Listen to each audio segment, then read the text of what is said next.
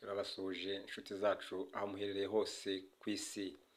Aka ni akanya keza tugiye kubagezaho inkuru ishimishije y'uko umuntu yitwara mu kazi. Hari umukobwa bitaga Diane, yari umukire, hakaba n'umusore David wari ukomotse mu cyaro adafite ubushobozi, wahawe akazi muri kampani y'ubwubatsi ya Diane. Icyo gihe Diane yari umukozi ariko ari n'umukoresha kuko kampani yari iye. Diane yaje kuza kwangaja David mu bwitonzi bwinshi yakundaga kwerekana mu kazi kiwe, yagakoze rwose nk'aho ari ake. Nyirabuja akajya amwitegereza cyane ari we Diane, akabona ubwitonzi agira, ubushishozi, gukorana umurava. Mu byo yakoraga byose yakoranaga umurava.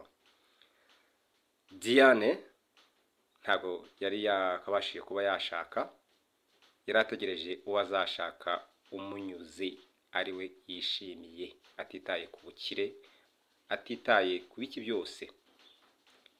David mu gukora akazi ke ni nako Diane yabaga amwitegereza cyane. Diane yari afite na kampani y'amakamyo akura ibintu mu mahanga. Diane aza kuza gushaka uburyo yakubaka inzu, ashyiramo David nawe nk'umukozi uzaba uri aho ngaho, ariko agakora nk'umuyede. David aragakora neza rwose uko bikwiye, nk'umwana uturutse mu cyaro w'umusore ushaka iterambere. Diane mu gihe cy'ikiruhuko cya saa sita, uko yabaga aje kureba abakozi uko bakora, agatunga cyane ijisho kuri David kuko yari yaramubonyemo undi muntu udasanzwe. Inzu iza kuza kugera igihe cyo kurangira, Diane abwira David ati, David, waguha akandi kazi kuri iyi nzu ntiwagakora mu gihe usojeje akazi kamanywa n'abandi? David ati nagakora. David bamuhaye akazi ko gukoropa iyo nzu, akabikora neza rwose, agakoropa inzu igacya igasa neza. Diane ariko mu kuza kubona ukuntu David akora ubwitange mu kazi kiwe, yaje kuza kumubaza nomero ye ngo ajye afotora amwereke uko akazi kandi kakozwe.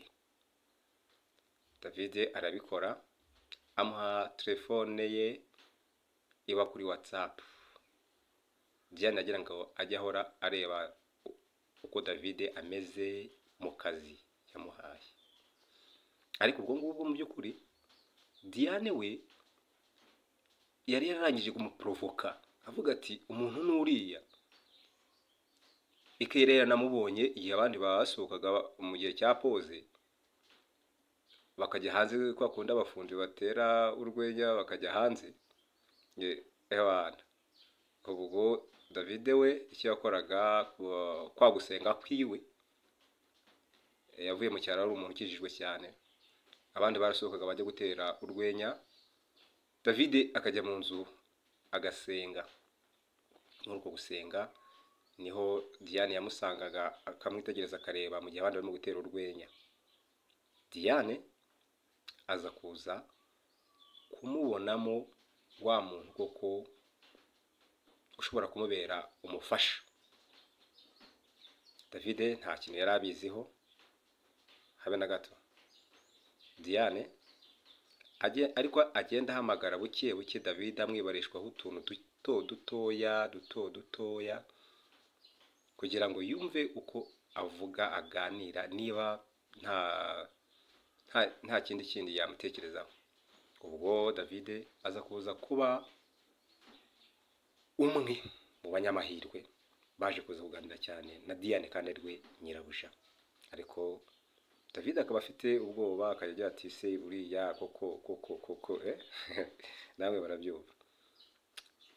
Diane yaje kuza kubwira David ati ndagukunda.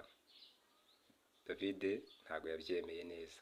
Ese we sobuja cyangwa nyokobuja akubwiye ngo ndagukunda wabyemera? Ukabifata uti?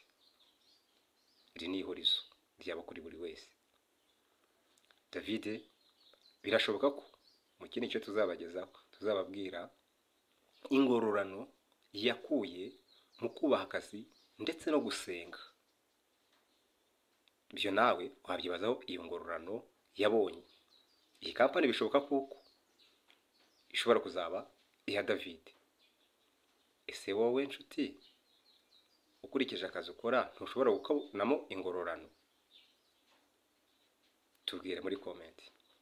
Kandi inshuti zacu turabinginze mukore inkunga uko mushoboye, ari gukanda subscribe, sharinga, ari gukora uko ushoboye kose wadutera inkunga kandi byaba ari byiza cyane. Dutegereze indi nkuru.